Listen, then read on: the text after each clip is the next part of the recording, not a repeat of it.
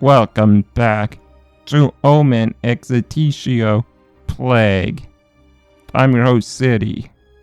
Last time we were exploring villages in Tanzania to see what's going on with this disease. And we had some mixed results. 2 of the villages, everyone is dead. 1, people were fine. And obviously we're observation, speechcraft, a little bit of medicine. So, let's go to the North Village.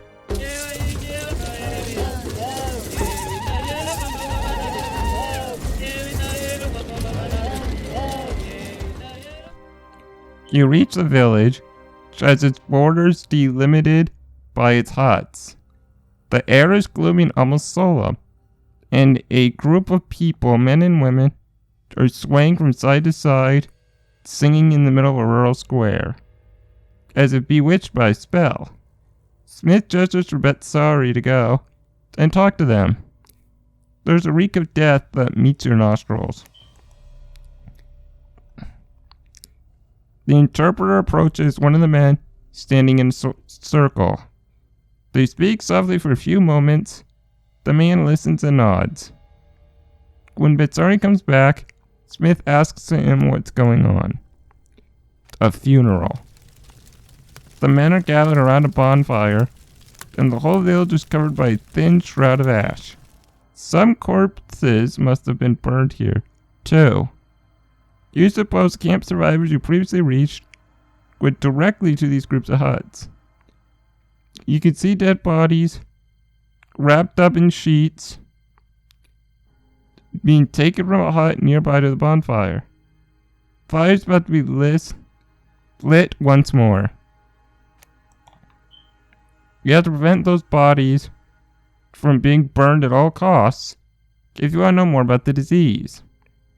Maybe your only chance, examining still fresh corpses before the natural process of decomposition makes it impossible to identify any distinguishing features of the disease. Okay. What are our options? Yes, Smith to stop the ritual. Yes, but sorry. You go to stop the ritual. Well, we have good speechcraft. Let's do it ourselves.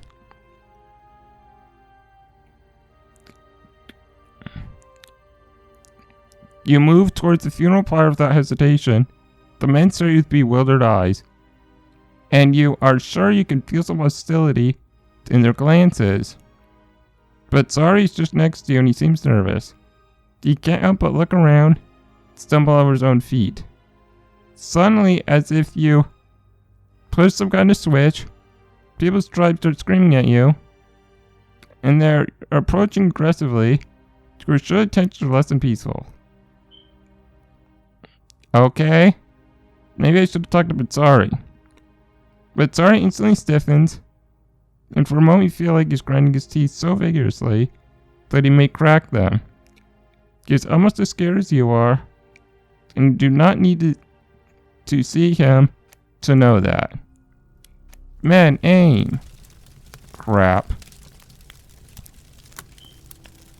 Smith intervenes from behind you. Without hesitation, soldiers aim their rifles all at once at the villagers. They immediately stop and instinctively start moving backwards, wisely letting you reach the bodies on the bonfire. You take a breath while the villagers turn silent, whispering prayers as you start the examination. There are abrasions on the bodies, but no wounds. Corpses' eyes are bloodshot. After taking a better, deeper look, you realize that these men probably had several hemorrhages. The abrasions must be what's left from some skin sores.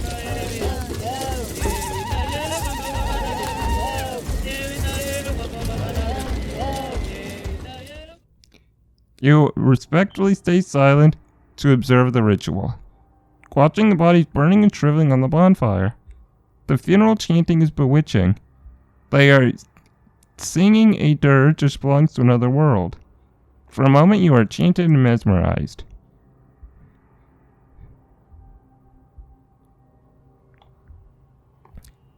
a shout suddenly stops the chanting.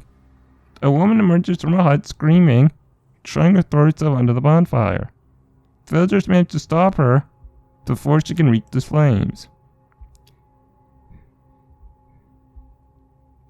The woman, filled with despair, is carried away and taken to a corner. Some men keep an eye on her to prevent her attempting to reach the bonfire again.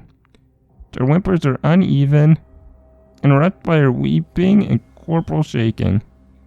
You signal to Betsari to follow you while you approach her.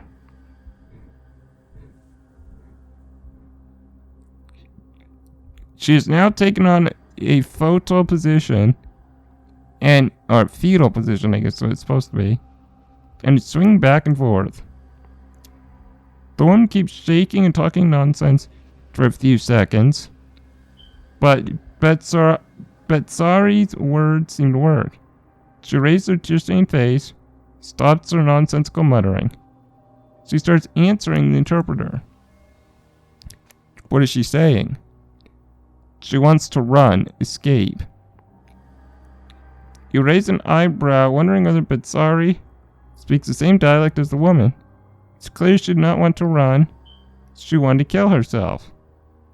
Maybe the interpreter is making fun of you, or the woman is talking nonsense again.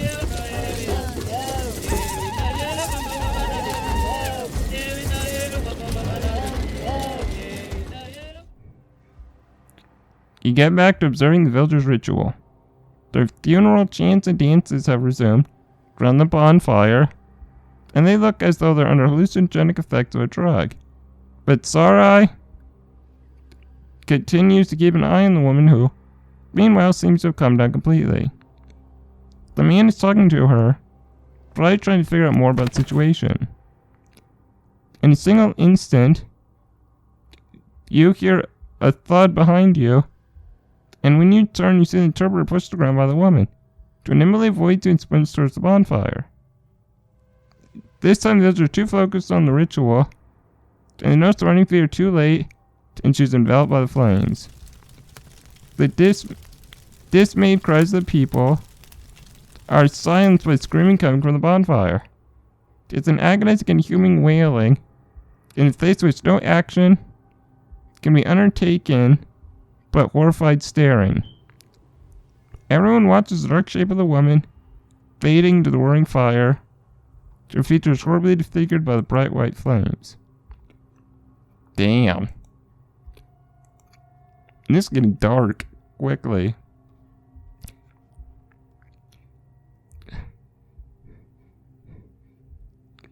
The ritual is nearly over and lowered flames are dying. Nobody wants to get close to the ashes and human remains, probably afraid of discovering what's left of the suicidal woman. Your comrades are fearfully murmuring they want to retreat. I've never heard such screams. There's a first time for everything, Huntington. Screams of pain are always dreadful. It's hard enough to hear them when it's you doing the killing. But these, they penetrate your mind and never leave.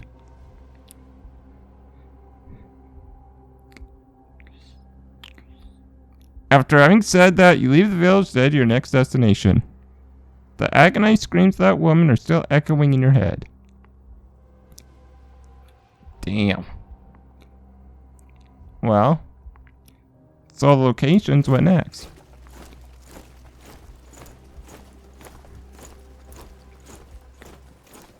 After having finished securing the 3 villages, you continue the reconnaissance mission towards the rebel camp you noticed on the map. At the beginning of your expedition, Smith seems to be worried the disease might have reached the men from this village, who are in theory friends and allies.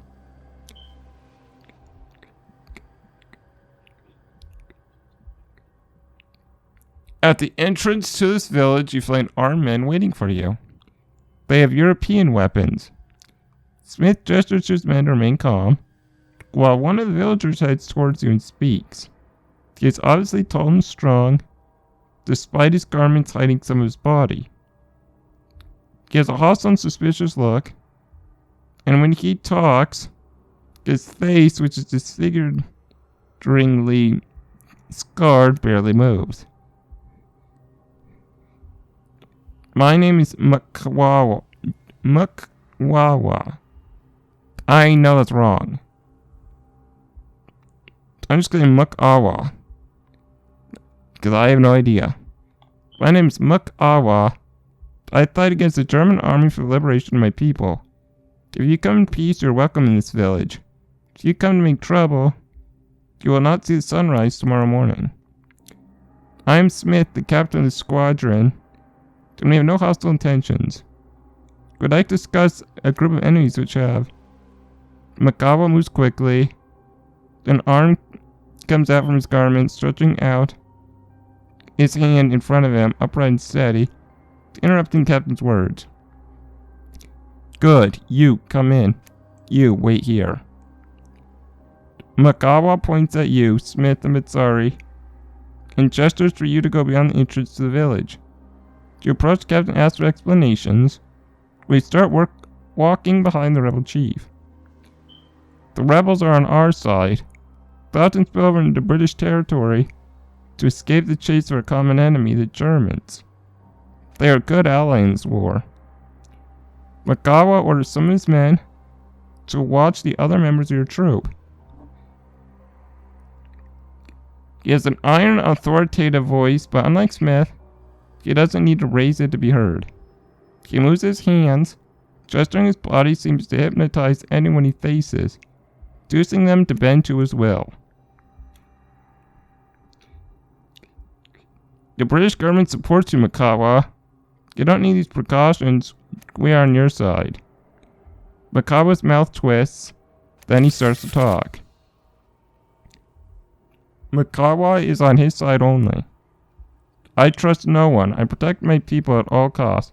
British or German, if you're my guest, you follow my rules. Well, we got some experience.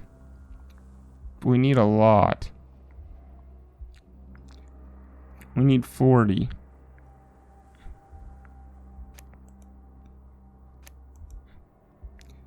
Smith remains silent for a few instants. Then he turns to you and Betsare, giving a knowing glance. The message is very clear. Captain nods to you, then he turns back to Makawa. What do you know about the disease? Makawa stares you in the eye. He examines you such as he tries to understand your intentions. He goes from you, Betsare, to Smith, where his eyes stop. The charisma of both of them seems to clash for a handful of silent seconds, fighting in a battle without winners or losers. Both men refuse to cease staring at one another. I have heard stories of people who cry blood, people who suffer. No sick man has entered my village. They die before. Alright. You watch the men moving around you? Or have any of your men ever gotten sick? We have 3 in observation. So let's observe. Success. Although Makawa seems unfathomable and almost unable to express emotions, his men become extremely anxious when he mentions the disease, exchanging rather pregnant looks and holding their weapons to their chests as if they could protect them from the disease. Screams burst through the village's doors. Your stomach lurches, turning upside down, pushed against your lungs. Your heart starts beating rapidly. While you can't help thinking this was a trap all along. Were you wrong to trust these men? You run towards the screams, followed by Smith and Bitsari. Some rebels are carrying an injured man to a clearing, where they put him down gently. You take a breathe. Your comrades are safe and sound. Then you get back to work, bending down to the injured man. You ask for a light. You need to check the condition of his wounds. The injured rebel, screaming in agony, has got a nasty wound on his belly, and it seems painful.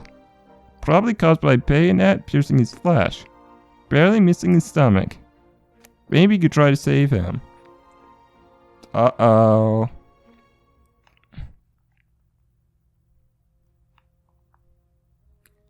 We're gonna try and save his life, but we're gonna fail. You barge to the men observe the injured man. You start to treat him, but tension doesn't help, and you do something wrong. Man's spasm and the hemorrhage on his belly spreads massively. Screams of the man overwhelm you, attracting everyone's attention. You are a failure both as a man and a doctor. Your attempts to save this man's life were utterly useless. You like to apologize to those present, but could only express a whimper, exactly like the dead man on your feet, whose wailing filled the air till the very last moment of his death.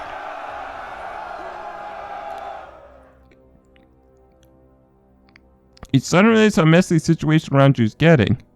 Makawa is shouting at his men, who head inside to gather weapons. Confusion rules the situation. You approach Betsare to ask him for clarifications. Germans come. Oh shit. You have no idea what Germans would want from this village, and you don't like it at all. You are still reflecting on links between Makawa's camp and the German needs when a sound makes you turn. You see some men drag away the corpse of the man you couldn't save. You instinctively follow them till you get to the center of the village, where there is a well. How did you not notice it before? The rebels are busy arranging the village's defense. It's clear they weren't expecting such a sudden invasion, and they're running in all directions, bringing equipment and weapons, while they yell in their language. Smith blocks away to warn the rest of the troops to get ready if reinforcements are needed. No one notices you, so you decide it's the right moment to get close to the well and try to figure out what it hides. Ooh. Well then. We gonna look in the well? Gonna observation it. Let's try observation. Another success. You lean out and look into the well. It's dark, but you search for an angle which allows you a better view. With your other senses vigilant, you can feel something. There seems to be some whimpers coming from the bottom of the well. You try and lean over further, but you see with the corner of your eye that some people are coming. Probably rebels. You hide. Two men are approaching carrying something. Corpse wrapped in a blanket. You're forced to look away, flattening yourself against the rock of the well and sitting there. You hold your breath when the two men's shadows rejected beyond your position, listening. You hear the heavy weight swaying and the thud of the body thrown into the well. The sound of cracking bones makes you shiver. You think about Makawa's words. No sick man has entered my village. They die before. I wonder why. You wait to hear if there are any more steps, ensuring that the men are leaving. Then you come out of your hiding place and go to examine the well more thoroughly. The little abyss in the ground hides more than mere mud. Ooh. We are not agile. Like, at all. We have no agility, so let's leave. Achievement failed, oh well. Anything there is at the bottom of that well isn't worth the risk of lowering yourself into it. You also want to avoid getting caught doing someone else's job, especially if that matter involves Makawa. You may put the troop in danger. You decide to leave and return to your squadron.